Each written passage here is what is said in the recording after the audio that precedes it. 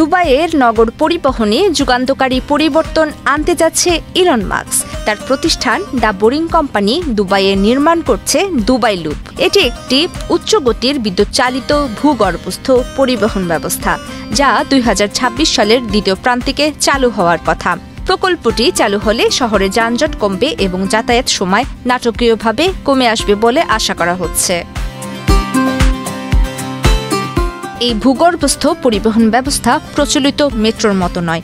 মেট্রোতে বড় বড় স্টেশন ও নির্দিষ্ট স্টপ থাকে, যেখানে প্রতিটি ট্রেনকে থামতে হয়। তবে লুপ মূলত একটি ভূগর্ভস্থ হাইওয়ে, যাতে ছোট ও ঘন স্টেশন রয়েছে। কিছু স্টেশন মাত্র 2টি পার্কিং স্পেসের সমান জায়গা দখল করে, ফলে এগুলো সহজেই স্থাপন করা যায় অফিস, শপিং মল বা আবাসিক ভবনের নিচে। পদ্মা সেতু, মেট্রো রেল এবং এলিভেটেড এক্সপ্রেসওয়ে নির্মাণের গর্বিত অংশীদার বসুন্ধরা সিমেন্ট। এখানে টেসলার বৈদ্যুতিক গাড়িগুলো নির্দিষ্ট সুড়ঙ্গের মধ্য দিয়ে যাত্রীদের সরাসরি তাদের গন্তব্যে পৌঁছে দিবে, মাঝপথে কোনো বিরতি ছাড়াই। এখানে যাত্রীরা নিজেদের গন্তব্য বেছে নিতে পারবেন এবং সরাসরি সেখানে পৌঁছাবেন। দুবাই দীর্ঘদিন ধরেই ভবিষ্যৎমুখী পরিবহন ব্যবস্থার পরীক্ষাগার হিসেবে পরিচিত। স্বচালিত ট্যাক্সি থেকে উড়ন্ত যান, সব ক্ষেত্রেই তারা নেতৃত্ব দিয়েছে।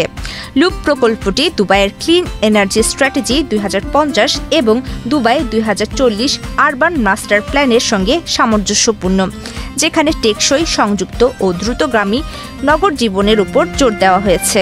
প্রাথমিক পর্যায়ে 17 কিলোমিটার দীর্ঘ পাইলট প্রকল্প হিসেবে শুরু হবে দুবাই লুপ, যেখানে থাকবে 11টি স্টেশন। প্রতি ঘন্টায় 20,000-এরও বেশি যাত্রী পরিবহনের সক্ষমতা থাকবে এই নেটওয়ার্কের। দুবাইয়ের রোডস অ্যান্ড ট্রান্সপোর্ট অথরিটি এবং দ্য বোরিং কোম্পানির যৌথ উদ্যোগে নির্মিত এই সিস্টেম ধীরে ধীরে শহর জুড়ে সম্প্রসারিত হবে, যুক্ত করবে বাণিজ্যিক, আবাসিক ও পর্যটন অঞ্চলগুলোকে। টানেলের ভিতর দিয়ে চলবে বিশেষভাবে ডিজাইন করা টেসলা যান, যার সর্বোচ্চ গতি ঘন্টায় 160 কিলোমিটার। ফলে বড় বড় হাবগুলোর মধ্যে কয়েক মিনিটেই যাতায়াত সম্ভব হবে। 2025 সালের শেষ নাগাদ নির্মাণ কাজ শুরু হয়ে 2026 সালের দ্বিতীয় প্রান্তিকে চালু হওয়ার কথা লুপের প্রথম ধাপের। সম্পূর্ণ নেটওয়ার্ক চালু হলে প্রতি ঘন্টায় 1 লাখের বেশি যাত্রী পরিবহনের ক্ষমতা অর্জন করবে সিস্টেমটি।